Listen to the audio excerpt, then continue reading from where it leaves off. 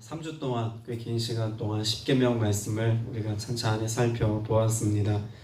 십계명의 말씀을 통해서 하나님께서 우리의 인생에 무거운 짐을 더하신 것이 아니라 도리어 하나님의 말씀을 따라 살아가는 자들에게 예비된 은혜가 있음을 우리가 믿고 신뢰한다면 계명을 통해서 우리에게 허락하신 삶의 지혜와 또 하나님께로 나아가는 믿음의 태도를 하나님이 기쁘게 사용하셔서 우리의 삶에 예상치 못한 또 기대하지 않았던 하나님의 은혜와 축복 또한 누리게 하실 줄로 믿습니다.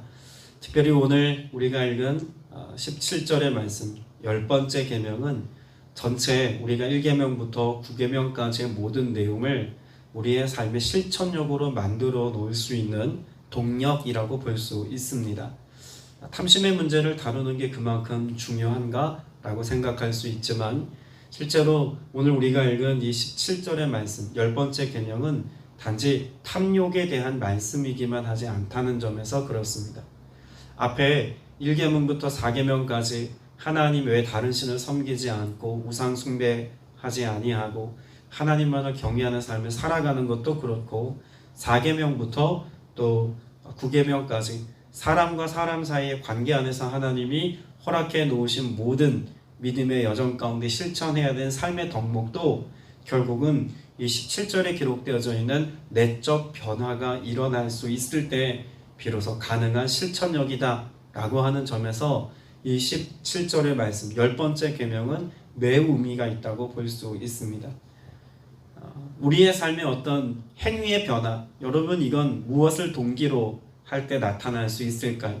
마음의 동기가 바뀌면 행위는 얼마든지 바뀝니다. 그런 점에서 오늘 탐심이라고 하는 것이 탐욕, 욕심이라고 하는 것에 국한된 문제가 아니라 우리의 마음이 주 안에서 전혀 새롭게 되어지는 은혜의 사건이라는 점에서 이 말씀을 보는 것이 합당하다라고 여겨집니다. 특별히 오늘 내 이웃의 집을 탐내지 말라라고 말합니다. 여기 말하는 이웃의 집이라고 하는 것은 단지 어떤 주택을 의미하는 게 아니죠. 그 집에 속해 있는 모든 소유와 재산, 그 모든 눈에 보이는 가치를 내가 욕심껏 자신의 유익을 위해 나도 가졌으면 하는 마음으로 삼는 것을 의미합니다. 조금 더 적극적인 표현을 보자면 자신의 유익을 위해서 사람이나 물건을 열망하다라는 뜻입니다. 간절히 바라고 그것을 내 삶의 중심에 두고 살아가는 삶의 태도를 말하는 것입니다. 어디에 두었다고요? 중심에 두었다는 표현을 꼭 기억해 두시기 바랍니다. 뭘 위해서요? 자신의 유익을 위해서. 탐내다라고 하는 것은 어떤 구체적인 행위로 사용되어지는 용례도 있고 또 어떤 구체적인 행동 이전의 마음의 상태를 나타내는 말이기도 한데 신명기 51장 말씀에 보면 오늘 읽은 10번째 계명을 동일한 말씀으로 기록한 내용이 있습니다. 거기 두 번째 나와 있는 내 이웃의 소유를 탐내지 말라라고 하는 히브리어를 보니까 앞에 나와 있는 탐하다라고 하는 단어와 다른 단어를 쓰고 있습니다. 그러니까 우리말 성경을 보면 다른 단어인 것을 몰라요. 히브리어 성경을 보면 다르다는 걸 알 수가 있습니다. 특별히 여기 쓰여져 있는 두 번째 탐내다라고 하는 말은 욕심을 정확하게 의미하는 단어입니다. 아바라고 하는 단어를 쓰는데 앞에 나와 있는 단어와는 전혀 다른 단어입니다. 욕심은 무엇과 관련된 문제입니까? 마음의 문제죠. 그 욕심껏 무언가를 행하기 이전의 마음의 상태, 그것을 지칭하는 단어가 아바라고 하는 단어입니다. 그러면 이 10번째 계명은 행위에 근거한 말씀이기보다는 마음의 문제를 다루는 말씀이라는 것을 알 수가 있습니다. 성경은 우리 마음의 상태를 어떻게 정의하고 있을까요? 특별히 구약 성경에 제가 자주 인용하는 말씀입니다만 레위기 17장 9절 10절 말씀에 보면 우리 마음의 상태가 어떻다고 말씀하고 있을까요? 만물보다 거짓되고 심히 부패했다라고 말씀합니다. 그러니까 인간이 죄로 인하여서 살아가는 삶의 모습을 가지고 살아갈 때 마음의 상태는 부패했다. 하나님이 거하실 처소로서의 거룩함과 성결함을 잃어버린 상태다 라고 하는 우리 마음의 상태를 성경은 이미 말씀해 주고 있다는 거죠. 그런 잘못된 마음, 부패한 마음으로부터 비롯된 우리의 행위와 삶의 태도, 여러분 이것은 건전하고 온전한 것일 수 없다고 보여지기도 합니다. 특별히 물질에 관해서 혹은 소유에 관해서, 그것을 사람이 얻는 것이든 재물을 얻는 것이든 그 소유의 관계에 있어서 이건 매우 중요한 문제가 됩니다. 여러분, 탐심이라고 하는 이것이 우리의 삶에 해결되지 않으면 우리의 삶에 어떤 문제들이 야기된다고 볼 수 있을까요? 여러분, 우리의 삶이 이와 같은 욕심의 문제가 해결되지 않으면 이것을 통해서 마음 가운데 하나님을 내 삶의 주권자로 인정하지 않는 삶에 이르게 되는 경우도 있습니다. 사무엘상 16장 7절 말씀을 보면 하나님은 무엇을 보신다고 말씀할까요? 다윗이 아직 하나님의 선지자 앞에 서지 못했을 때 그 아버지와 형제들은 다윗의 무엇을 보았습니까? 키와 용모를 보았다고 말씀합니다. 선지자 역시 기름 붓기 전에 그의 키와 용모를 보고 실망하는 모습이 기록되어 있지 않습니까? 그런데 하나님은 무엇을 보신다고 말씀하고 있냐면 여호와는 중심을 보시느니라 라고 말씀하고 있습니다. 제가 앞서서 탐내다라고 하는 것이 그 중심에 물건이나 사람을 열망하는 것이라고 말씀드리지 않았습니까? 하나님은 무엇 보신다고요? 중심을 보신대요. 왜 중심을 보실까요? 그 중심은 하나님이 거하실 곳이기 때문에 보시는 겁니다. 하나님이 거하실 처소로서의 중심. 그런데 그 자리를 사람이나 혹은 물건이 열망하는 어떤 다른 대상으로 자리하고 있다면 이것에서부터 우리는 온전한 믿음의 삶을 살지 못하는 오류를 범할 수 있다는 이야기입니다. 교회 다닐 수 있고 또 믿음의 성도들과 교제할 수 있고 또 세상의 선한 일들을 도모할 수도 있습니다. 그러나 그 마음 가운데 하나님에 대한 경외심, 거룩함을 향한 열망, 하나님의 나라를 꿈꾸고 하나님의 나라를 이루라 말씀하신 그 말씀에 대한 순종의 삶, 이것을 우리의 삶에 구현하는 문제는 마치 별개인 것처럼 살아갈 수 있다는 이야기입니다. 오늘 저와 여러분에게 세상의 것에 대한 탐심을 가지고 살아가는 인생이 아니라 하나님을 구하고 하나님의 도우심을 좇아 앞서가시는 주님을 따르는 삶을 살아갈 것이 회복되기를 명령하는 말씀의 차원에서 오늘 이 탐내지 말라라고 하는 말씀을 이해하는 것이 정말 중요합니다.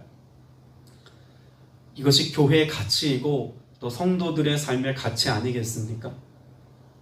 최근에 한 세가족 성도님의 여러 질문들을 받으면서 하나님 앞에 즐거운 고민들을 하고 있습니다. 전혀 교회를 다녀보이지 않았던 그런 생경한 성도의 고백과 질문들이 저로 하여금 많은 묵상을 하게 하고 또 본질에 대해서 깊이 생각하게 하는 어떤 영적 사고의 전환을 만들어주는 계기가 되고 있습니다. 자매님 질문이 그래요. 이 교회에 또 제가 이 교회에서 사역하는 사역의 가장 핵심 가치, 그 본질의 것에 대한 질문을 제게 던졌습니다. 제게는 늘 목회 철학이라고 말할 수 있는 한 가지 이슈가 있기 때문에 거기서부터 출발을 했습니다. 저희 성복 순복음 교회가 가지고 있는 목회 철학, 사역의 가치는 깨끗한 통로입니다. 하나님으로부터 공급받은 하나님의 것을 가지고 거룩하고 깨끗하게 된 우리의 삶을 통해서 하나님의 선한 것이 세상을 향해 흘러가도록 하는 사역의 가치가 십수년 동안 제가 갖고 있는 사역의 가치입니다. 사람이든 재물이든 무엇이든지 간에. 근데 그걸 세가족이 알아듣게 설명하기 위해서 적절한 단어가 하나 더 필요했습니다. 깨끗한 통로라고 하는 막연함보다 더 기본이 되고 더 누구나 동의할 수 있는 가치, 사랑이더라고요. 하나님의 성품으로서의 사랑, 그것이 우리의 삶의 기반이 될 때 비로소 깨끗한 통로로서의 역할을 감당할 수 있는 것 아니겠습니까? 하나님은 사랑이시라 말씀하셨고 또 하나님이 말씀하신 계명도 하나님을 사랑하는 것과 내 이웃을 내 몸과 같이 사랑하라는 말씀으로 집약되기도 합니다. 그런 점에서 깨끗한 통로로서의 실천력은 사랑이라는 하나님의 성품으로부터 가능한 것이죠. 그러면 이 하나님의 사랑이라는 가치는 우리가 어떻게 받아낼 수 있고 또 공급받을 수 있을까요? 하나님이 우리에게 부어주시는 은혜라고 로마서 5장 5절에 분명히 말씀하고 있습니다. 그래서 우리의 마음의 상태가 어떻게 되어야 합니까? 주님의 마음 되게 하시는 하나님의 성품을 새롭게 받아 누리는 삶을 살아가는 것이 신앙의 가장 복된 방편이요, 또한 우리 신앙생활의 근간이라고 말할 수 있을 겁니다. 그래서 우리에게는 예수 그리스도를 믿고 구원받은 이후에 반드시 성령으로 세례를 받는 은혜의 사건이 필요하다는 것을 강조할 수밖에 없는 것이죠. 탐심의 문제, 여러분, 이것은 인류가 존재하는 그때로부터 지금껏 존재해 오고 있는 인간의 타락사항이다, 혹은 죄악의 반영이다 라고 말할 수도 있을 겁니다. 이 탐심이라고 하는 단어를 앞에서 히브리어로도 잠깐 보았습니다만 헬라어로 보면 플로넥시아라고 하는 단어를 씁니다. 근데 이 단어가 갖고 있는 의미가 뭐냐면 더 많이 갖고 싶어 하는 마음, 더 많이 갖고 싶어 하는 마음. 흔히 그런 이야기 하지 않습니까? 얼마나 많이 가지면 우리는 만족하며 살 수 있을까요? 여러분, 지금 갖고 있는 것에 얼마나 더 가지면 만족할까요? 그렇게 많지 않습니다. 조금만 더. 근데 이 조금만 더가 문제죠. 내가 100만 원이 있을 때도 조금만 더, 1억이 있어도 조금만 더, 수천억이 있어도 조금만 더. 결국 인간의 무엇이 재물 앞에 끊임없이 작용한다는 이야기일까요? 조금만 더라고 하는 물질을 주인으로 삼고 그것을 추구하고 이것을 목적으로 삼고 달려가는 인생의 삶의 방향성이 결코 바뀌지 않는다는 이야기입니다. 조금만 더, 그 목마름으로 살아가는 것이 삶의 목적과 또 목표가 되기 위해서는 안 되는 것이죠. 우리는, 목회자인 저는 성직이라고 하는 직분을 가지고 오늘을 살아갑니다. 여러분은 성도의 삶을 살아가죠. 여러분, 거룩함에 차별이 있다면 무엇일까? 특별히 재물의 문제와 오늘 탐심의 문제와 우리가 구별해 생각해 보자면, 여러분, 세상은 돈을 목적으로 살아갑니다. 부유함을 이루며 살아가는 목적성을 가지고 있습니다. 그러나 우리의 삶은 돈의 목적이 있지 않습니다. 하나님께서 우리를 복되게 하셔서 부유할 수도 있습니다. 또 때로는 우리의 삶에 하나님께서 허락하신 허영의 범주 안에서 자발적 가난을 선택하는 이들의 삶도 분명히 있습니다. 많고 적음의 문제보다 더 중요한 게 무엇일까요? 그 소유에 대하여서 탐하는 마음, 목적으로 삼는 마음을 가지고 살아가지 않는 데 있습니다. 우리의 삶의 가장 큰 목적은 어디에 있습니까? 하나님을 추구하는 삶입니다. 하나님의 성품을 가지고 하나님을 닮아가는 것에 있고 하나님의 뜻을 성취하는 데 있습니다. 그런데 이걸 누가 책임져 주신다는 신뢰와 믿음이 있나요? 하나님의 책임져 주심을 우리가 믿고 오늘을 살아가는 것이죠. 때문에 오늘 저와 여러분의 삶에 믿음의 고백을 가지고 산다는 것은 더 많은 것을 추구하고 조금 더의 삶의 간절함을 가지고 살아가는 것이 아니라 우리의 삶에 주어진 하나님 은혜에 대한 자족의 마음을 가지고 살아가는 것이 우리의 삶의 바른 태도라고 말할 수 있을 것입니다. 성경은 우리의 마음 가운데 두 주인이 존재할 수 있다는 가능성을 말씀하고 있죠. 그 주인 노릇하는 그 대상을 어떻게 대상화하고 있습니까? 돈이 우리의 마음의 주인이 되거나 아니면 하나님이 우리 마음의 주인이 되거나.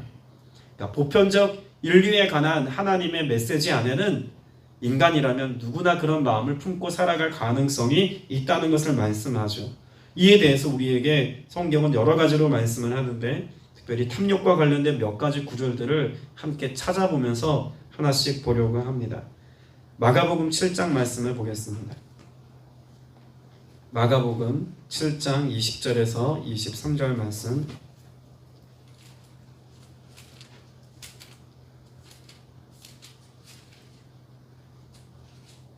신약성경 65면에 있습니다.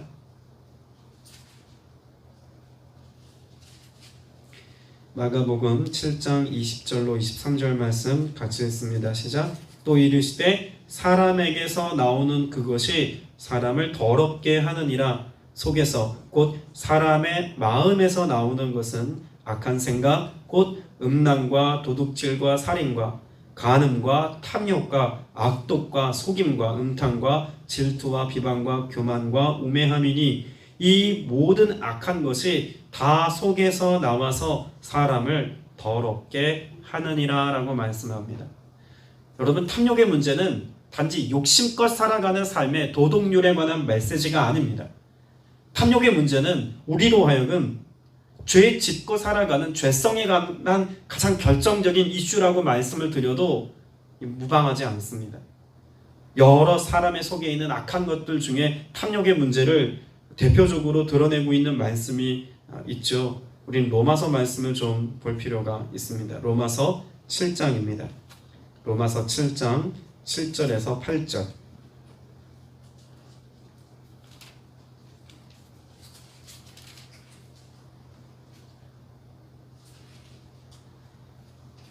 앞서 읽었던 우리 마가복음 말씀에서 수많은 인간의 내면으로부터 나오는 악한 것, 그래서 죄짓게 하는 내용들을 보았습니다만, 이 로마서 7장에서는 육체를 따라가는 인간의 삶의 육신적인 삶의 모습을 아주 결정적으로 설명해 놓은 말씀이죠. 근데 그 중에 오늘 지금 우리가 읽으려고 하는 로마서 7장 7절의 말씀은 그 율법으로 성취하지 못하는 삶의 가장 근본적인 하나를 예시해서 말씀하고 있습니다. 같이 읽어봅니다. 시작.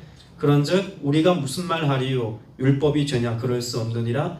율법으로 말미암지 않고는 내가 죄를 알지 못하였으니 곧 율법이 탐내지 말라 하지 아니하였더라면 내가 탐심을 알지 못하였으리라. 그러나 죄가 기회를 타서 계명으로 말미암아 내 속에서 온갖 탐심을 이루었나니 이는 율법이 없으면 죄가 죽은 것입니다. 자, 우리가 하나님의 계명, 이 말씀을 통해서 탐심이 우리의 죄성을 드러내는 가장 결정적인 이유가 된다는 것을 뭐 합니까? 알고 이해합니다.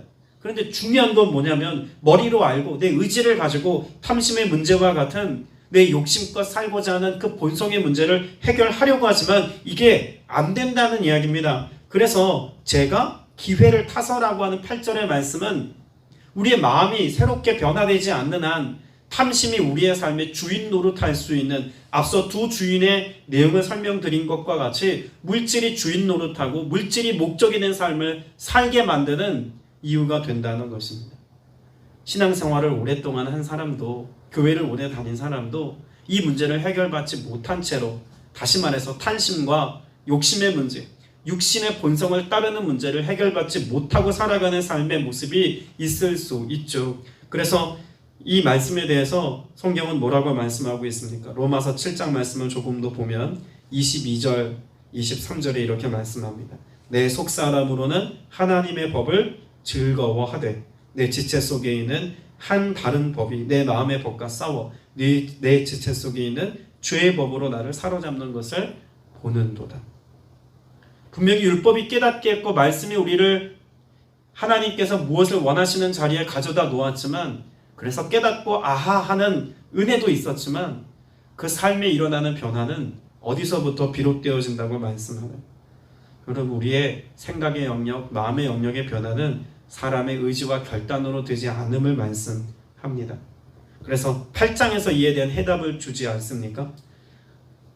8장 1절부터 우리가 천천히 한번 읽어볼 텐데요. 긴 말씀이지만 제가 그만할 때까지 같이 읽어봅니다. 시작. 그러므로 이제 그리스도 예수 안에 있는 자에게는 결코 정죄함이 없나니 이는 그리스도 예수 안에 있는 생명의 성령의 법이 죄와 사망의 법에서 너를 해방하였습니다. 율법이 육신으로 말미암아 연약하여 할 수 없는 그것을 하나님은 하시나니 곧 죄로 말미암아 자기 아들을 죄 있는 육신의 모양으로 보내어 육신의 죄를 정하사 육신을 따르지 않고 그 영을 따라 행하는 우리에게 율법의 요구가 이루어지게 하려 하심이라.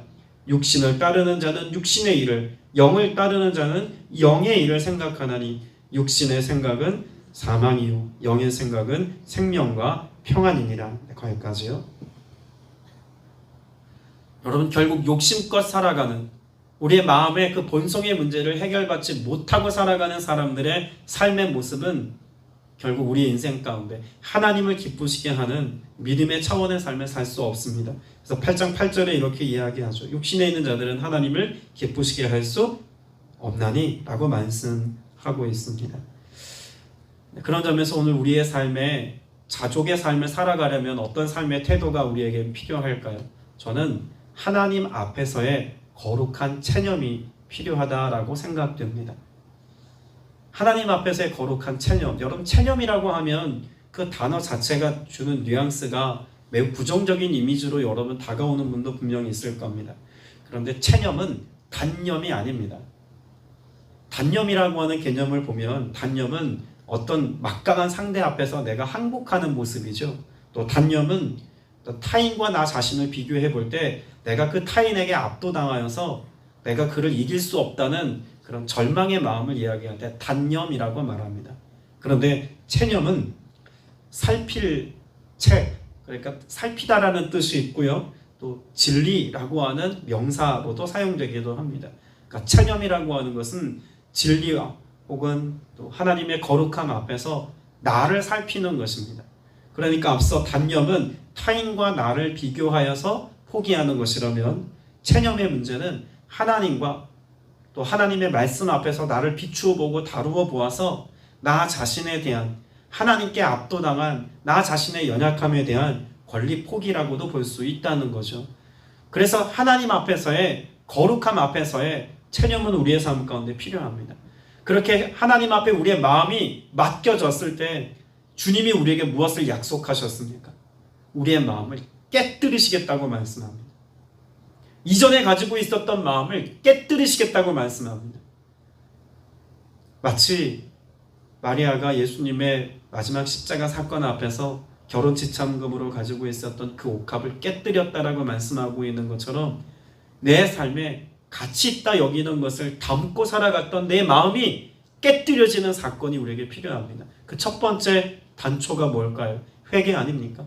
회개를 통해서 내 장막을 무너뜨리듯 그렇게 하나님 앞에 내 마음을 전부 내어드리고 깨뜨려질 때 비로소 여러분 깨어짐으로 망하는 것이 아니라 내 존재가 사라지는 것이 아니라 새로운 하나님의 성품으로서의 마음이 회복되게 하시고 창조되는 은혜가 있다고 성경은 약속합니다. 이전의 마음과는 전혀 다른 마음을 품고 살아가는 은혜인 거죠. 그럼 왜 하나님이 마음을 새롭게 창조하셨을까요? 아니 왜 창조하셔야만 하겠습니까? 그 안에 하나님의 사랑을 담는 겁니다. 아니 하나님이 충만하게 우리의 삶에 임재해 계시는 것입니다. 하나님을 갈망하고 하나님을 추구하는 삶을 살고 하나님이 우리에게 허락하신 삶의 본질을 따라 살아가고자 하는 열정과 열망으로서의 회복인 것이죠. 앞서 탐내다라고 하는 단어를 제가 설명할 때 자신의 유익을 위하여 사람이나 물건을 열망하던 마음이 내 이전의 마음이라면 주님이 새롭게 창조하신 마음은 하나님의 영광을 위하여서 오직 하나님의 성품을 가지고 하나님의 뜻을 이루기 위한 열망을 가지고 살아가는 마음으로서의 회복인 것입니다. 오늘 이 하루 그 은혜를 갈망하고 소망하면서 여러분 안에 하나님이 주신 은혜를 쫓아 믿음의 고백을 가지고 살아갈 수 있게 되시기를 바랍니다. 분명 성경은 우리의 삶에 땅에 있는 지체를 죽이라고 골로새서 3장 5절에 말씀합니다. 자, 디모데전서 6장 6절에서 8절 말씀, 자족에 관한 말씀을 읽으면서 말씀을 맺겠습니다. 디모데전서 6장 6절에서 8절입니다.